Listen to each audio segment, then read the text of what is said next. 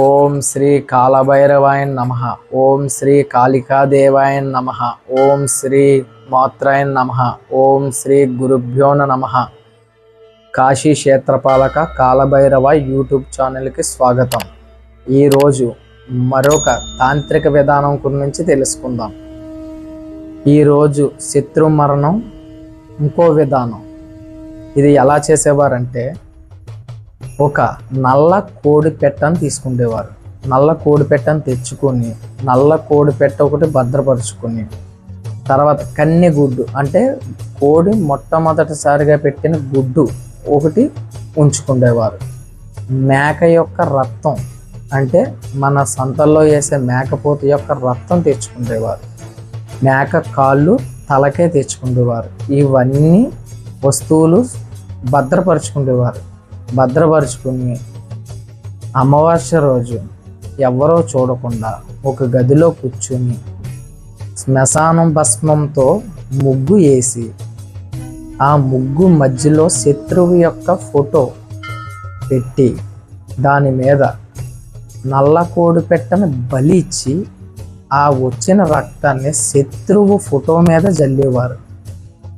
జల్లి ఈ మేక బుర్రకాయ తీసుకెళ్ళి శత్రువు ఫోటో మీద పెట్టి ఉంచేవారు. ఈ ముగ్గు ఎక్కడైతే భస్మంతో వేసామో అక్కడ మేక కాళ్ళు పెట్టేవారు. పెట్టి 4 ఏపులు 4 పండు నిమ్మకాయలు పెట్టేవారు. పెట్టి 4 మేకులు తెచ్చేవారు. 4 నిమ్మకాయలకి మేకులు కొట్టి ఉంచేవారు. నల్లదారం తెచ్చేవారు. ఈ ఫోటోని నల్లదారంతో కట్టి ఈ మేక కాళ్ళ మీద ఒకసారి, మేక తల మీద ఒకసారి, ఈ నిమ్మకాయల మీద ఒకసారి ఉంచి, వాటి మంత్రాలు వేరేలా ఉంటాయి, ఆ మంత్రాన్ని జపించేవారు. ఒక ప్రమిది తీసుకుని ఆ ఫోటో కాల్చేవారు. మంత్రం చదివితే ఆ వచ్చిన భస్మాన్ని శ్మశానం నుంచి తెచ్చిన భస్మంతో కలిపి దాన్ని ఒక యంత్రం కింద తయారు చేసేవారు. శత్రువు యొక్క మరణం గురించి 10,000 జపం చేసేవారు. ఆ 10,000 జపం అవ్వాక ఆ మంత్రం సిద్ధించి శత్రువుని ఆ ప్రమిదిలోకి ఆవాహన చేసేవారు. చేశాక ఈ మేక రక్తాన్ని శత్రువు యొక్క పేరు మీద దీన్ని ముంచుకుని ఆ శత్రువు ఫోటో మీద జల్లేవారు. దీపం పెట్టేవారు. ఎర్ర పువ్వులు తెచ్చేవారు. గన్నేరు ఎర్ర పువ్వులు అని చెప్పేసి రోడ్డు పక్కన ఉంటాయి. అవి తెచ్చి దాంతో పూజ చేసేవారు. చేసిన తర్వాత ఈ రక్తాన్ని నైవేద్యంగా పెట్టేవారు. దీనికి వారాహి అమ్మవారి మంత్రం ఒకటి ఉంటుంది.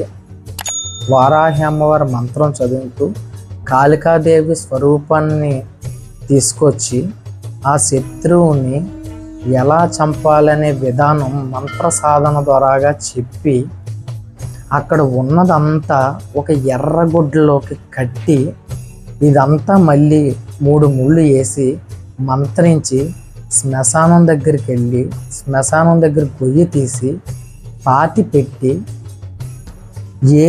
ఎవరైతే చేస్తున్నారో వాళ్ళు తాంత్రికులు అక్కడ వాళ్ళ మూత్రాన్ని పోసేవారు. పోసి నగ్నంగా బట్టలు ఇప్పి అక్కడ కూర్చొని మళ్ళీ 108 సార్లు మంత్రం జపించేవారు.